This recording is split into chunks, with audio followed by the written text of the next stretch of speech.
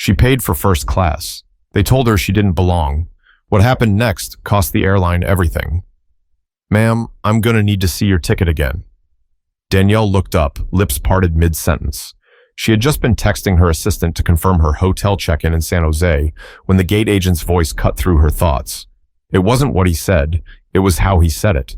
Flat, clipped, like he'd already decided she didn't belong there. Like her presence in the first-class line had caused a disturbance. Without missing a beat, Danielle gave a polite smile and held out the pass. Sure, here you go. The man glanced at it for a half-second too long. And your ID? She raised an eyebrow, but reached into her tote. Of course. While he examined both documents, Danielle took in her surroundings. It was early afternoon at Minneapolis-St. Paul International Airport, and the first-class line was nearly empty. Just a businesswoman ahead of her and a man in cargo shorts behind, balancing a coffee in one hand and a tablet in the other. Everything had been smooth up to now. TSA pre-check, no checked bags. Her assistant had done a great job making sure she had a window seat for some quiet time before tomorrow's pitch. Danielle Sharpe didn't usually get nervous before meetings, especially not with venture capitalists she'd worked with before. But this one mattered. A new partnership with a sustainable tech firm could push her company into global markets. Still holding her ID and boarding pass, the agent gave her a once-over. Danielle was used to the look, not the flirty kind, the measuring kind. You sure you're in the right line, ma'am? He asked. Danielle blinked. Then she laughed. Not loud, just a small breath of disbelief. I'm sorry, she said, even though she wasn't the one who should have been apologizing. This is priority boarding, first class, he added, as if she hadn't read the signs on her way up. She held his gaze, calm, direct. Yes, I'm aware. That's what my ticket says. He looked at the screen beside him, then at her again. Right. I'm going to need a moment. Before she could respond, the man in cargo shorts stepped up beside her. Hey, is boarding open yet? The agent's whole tone shifted. Absolutely, sir. Welcome aboard. He didn't even ask for the man's ticket, just waved him through with a smile. Danielle watched as the guy walked right down the jet bridge. She glanced at the screen the agent had been looking at. Same flight, same seat row. She already knew what was happening, but part of her still didn't want to believe it. The agent looked back at her, avoiding her eyes now. Looks like there's been a seat reassignment. I'm going to have to ask you to step to the side while I sort this out. Her voice stayed low. Excuse me. That's not a reassignment. That's my seat. And that man just boarded with it.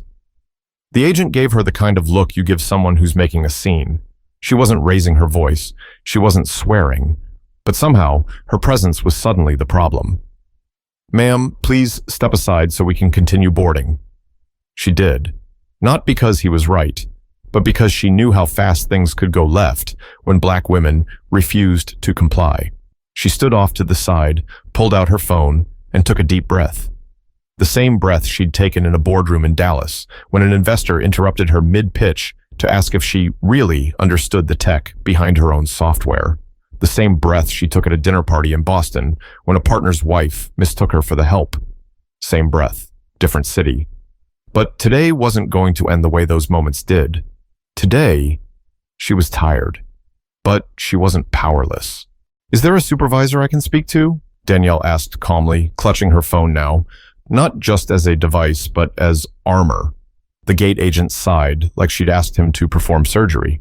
I already told you, ma'am, there's nothing I can do. I'm not asking you what you can do. I'm asking for your supervisor. A pause. Then, as if on cue, another agent emerged from behind the counter. A woman this time, maybe mid-30s, light brown hair pulled into a bun, tired eyes behind rimless glasses. Her name tag read Carrie. Carrie approached with a smile that felt empty, polite, but distant. Hi there. I understand there's a concern with your seat assignment? Danielle nodded once. There's no concern. There's a mistake. I purchased seat 2A, confirmed my boarding pass at check-in, and showed both my ID and ticket at the gate. That seat was just given to another passenger, without explanation. Carrie turned toward the monitor, started typing. Danielle caught the gate agent. Nick, his badge said, shooting her a look like he was annoyed to be corrected. Carrie scanned the screen. Her eyebrows pulled together, but her voice stayed pleasant. Yes, I see your name here, seat 2A, but it's been reassigned. Looks like there was a change in the system. Danielle's voice sharpened. Without notifying me? Carrie didn't answer right away. Danielle pressed on. Let's be real. That man walked through with 0 questions, no ID, no verification. I was standing right here. I understand your frustration, Carrie began. No, you don't. Danielle didn't raise her voice, didn't need to. You understand how not to make a scene. That's different. Carrie's fake smile faltered, her hands folded over the desk. I'm afraid there's nothing available in first class anymore. We can offer you a premium economy seat and a voucher. Danielle laughed, cold and short. A voucher? Yes, for the inconvenience. Inconvenience? Danielle tilted her head.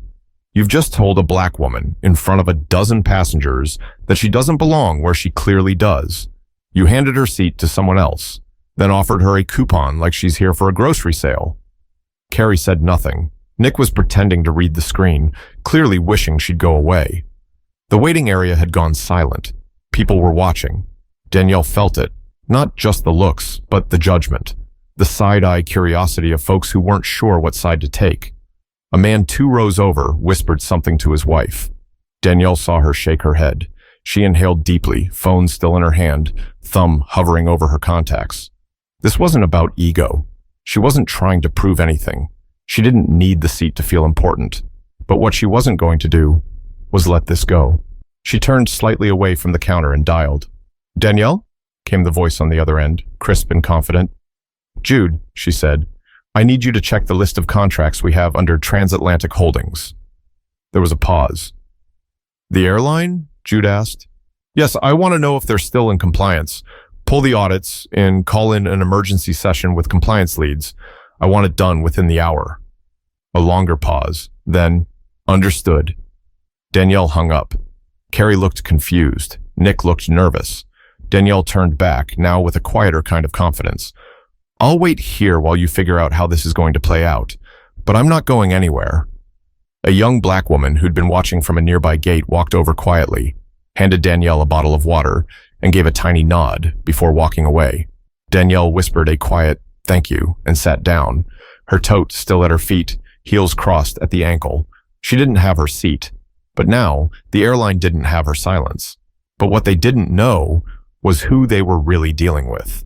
The flight took off without her. No explanation, no announcement, no follow-up from the gate crew. Danielle sat by the window in the airline lounge, watching the plane taxi toward the runway. The seat she paid for, 2A, was now halfway to California under someone else's name. She didn't cry. She didn't rant. She opened her laptop. 10 minutes later, a Zoom window opened on her screen. 3 faces appeared, her core executive team. Jude, her legal director. Ava, head of operations. Marcus, from digital systems. Danielle didn't waste time. They reassigned my seat, gave it away. No notification, no reason. I was asked twice if I belonged in line. Ava's lips tightened. Again? Again, Danielle said flatly. Jude leaned forward. Is this the same airline we flagged last quarter for internal discrepancies in employee treatment reports? Danielle nodded. Yep, Transatlantic Holdings. They own Red Summit Airlines. We started onboarding their DEI contracts 6 weeks ago. Full review is scheduled for next quarter. Want to bump it up? Marcus asked. Danielle didn't answer right away. She looked around the lounge. Clean leather chairs, complimentary fruit tray, quiet air, but her chest was tight. Like every black professional she knew, she had taught herself how to smile when insulted, how to let things go so she could keep going. Today, that didn't sit right. Yes, she said. Push the audit forward. Start the reviews tonight. She turned back to Jude. And make sure legal preps a report. I want every policy they've filed for public contracts reviewed for compliance. Jude gave a small nod. Understood. Make them answer to the same process they hired us to build, Danielle added. They wanted our name on their diversity banner. Fine. Now they get the work behind it. The meeting ended. Danielle shut her laptop and sat in silence. She thought about her mother, who worked 2 jobs just to get her through high school. Her first job out of college, where she was mistaken for an intern, twice. The time she was told by a white client, wow, you're so articulate. She had learned how to smile through it all. Let the comments roll off. Don't be too loud. Don't be too angry. Keep your tone calm. keep your voice soft. But inside her, that wasn't calm, that was containment. She pulled out her phone again and sent a message to her assistant. Cancel the hotel, reschedule the meeting to Zoom. This just became more important. Somewhere across the terminal, a pilot walked past in uniform, nodding politely. He didn't know who she was. Neither did the couple arguing near the gate or the old man snoring near the magazine stand. But they would.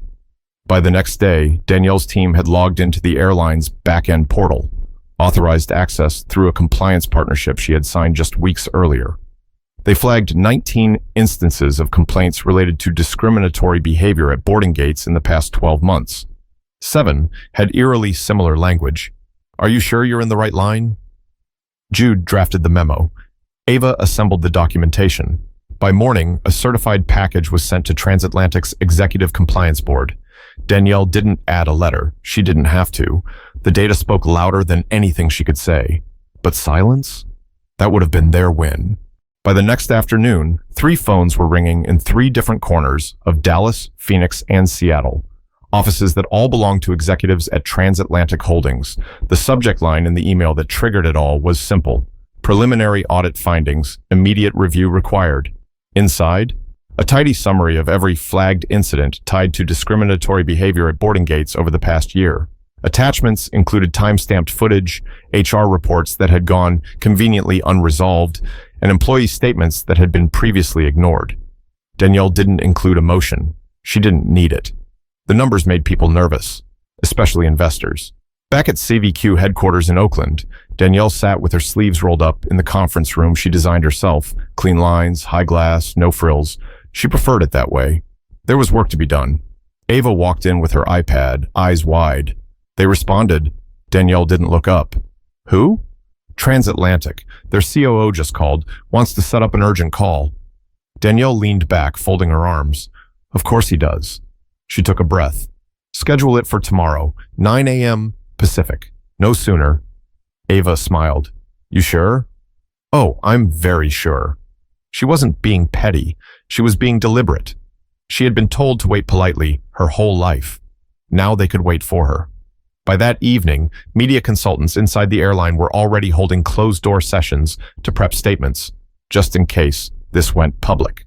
Legal teams debated whether they could call it a misunderstanding without admitting liability.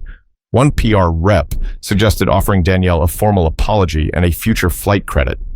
Someone in the room actually said, she probably just wants to feel heard. Wrong. Danielle didn't want a coupon or a discount. She wanted consequences. While they scrambled, her firm kept working. Not because it was personal, but because this was exactly what CivEQ was built to do. And to be clear, CivEQ wasn't some feel-good startup running workshops about how to be kind. Danielle built it from the ground up as a data-driven audit firm, the kind that Fortune 500 companies paid serious money to review their internal structure, expose flaws, and make them fix it. Or else. And now they were the ones under review. Jude walked into the office late, coat draped over one arm, his glasses slightly fogged. We found something else. Danielle sat up. What is it? An internal memo. One of their district managers flagged gate agents at MSP last fall for inconsistent ID checks. Said it may appear discriminatory depending on the passenger. And they didn't act on it? Jude shook his head. Just buried it. Said they'd provide additional training as needed. Nothing ever happened. Danielle didn't curse. She rarely did, but this time her jaw locked. This is systemic, not an accident. They've been warned. Exactly, Jude said, which means they can't hide behind the idea of a bad apple. She looked down at her phone. A text from her brother had just come in. Saw Twitter. This is blowing up. You good? She smiled briefly and typed back, always. Word was getting out. Not because she called TMZ, not because she wanted attention, but because someone at the gate had recorded it and shared it online, with no tags, no edits, just raw footage of a black woman being told, you don't belong, over and over again, with different words. It hit a nerve, not because it was shocking, but because it was familiar. But this time, it didn't end with a shrug and a sigh. This time, someone pushed back. By Friday morning, Transatlantic Holdings was trending on every major social platform. Not in the way brands want. The hashtag seat for Danielle had gone viral, but it wasn't just about her anymore. Thousands of people started sharing their own stories about missed flights, awkward questions, random searches, and the slow, humiliating process of proving they belonged. It wasn't outrage that filled the comments. It was recognition. People saw themselves in Danielle's story, the quiet disrespect, the coded language, the small slights that left lasting cuts. The airline issued a statement that afternoon. We are aware of the incident involving Ms. Danielle Sharpe and are currently reviewing all policies and procedures related to passenger service and gate operations. We sincerely apologize for the inconvenience and distress caused. Inconvenience, again. Danielle stared at her screen, lips pressed together. Across the office, Ava spoke up. They're still not using the word.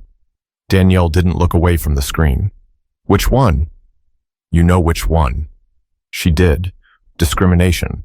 They wouldn't say it. Couldn't. Because once they admitted it, everything changed. It wouldn't just be a bad day at the gate. It would be a civil liability, a legal storm they couldn't afford. But whether they said it or not, the proof was sitting in their inbox, in the documents her team sent, in the quiet endorsements from other executives who privately admitted, yeah, we've seen this before. The board of directors called an emergency meeting. 3 days ago, Danielle was just another first-class passenger with a boarding pass. Now, she was the reason the airline's internal culture had become a national conversation. That afternoon, 2 high-ranking executives were placed on indefinite leave. Carrie, the supervisor at the gate, was reassigned. And Nick? No one knew. He vanished from the company site by Monday. Still, Danielle didn't gloat. This wasn't about revenge. She didn't want them ruined. She wanted them to remember what it felt like to be seen for something more than who they expected you to be. CivEQ released a short, clear statement.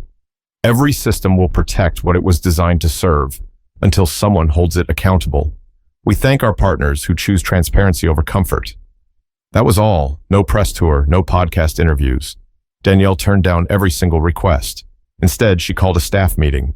Everyone at CivEQ gathered in the common room. Junior analysts, interns, data engineers, office staff. No titles, just people.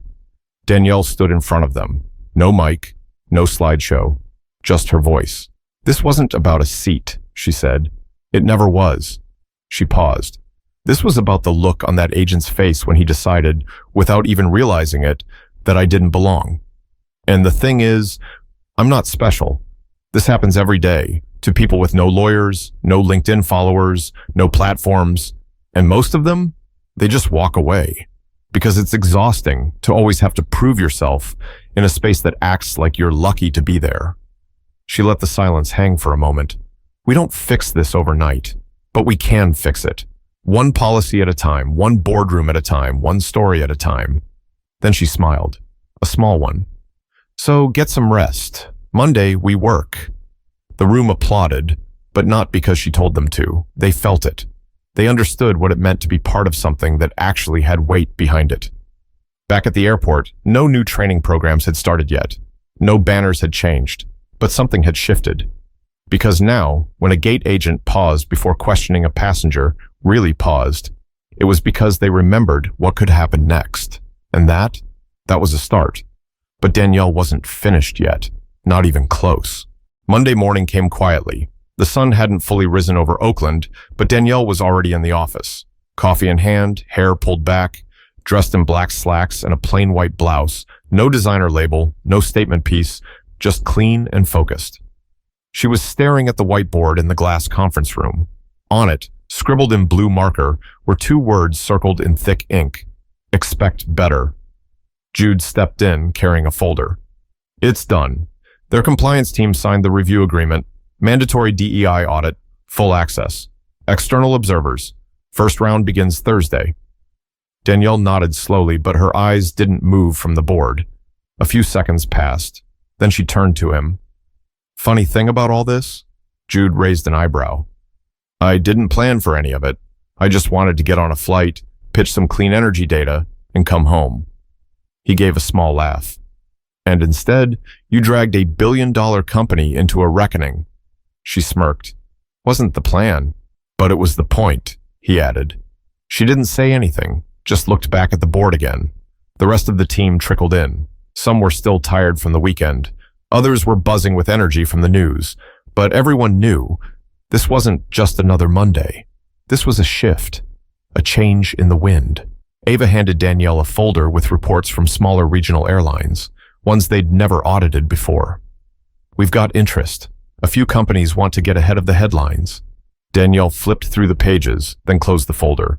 We'll help them, but they don't get to skip the work. She looked around the room. I want us to stop accepting performative nonsense, she said. I want us to stop clapping for companies just because they posted a black square or wrote a generic "we value diversity" tweet. Heads nodded. I want numbers. I want structure. I want action, not apologies. One of the junior analysts, Terrence, fresh out of college, nervous to speak, raised his hand halfway. Can I ask something? Danielle turned to him.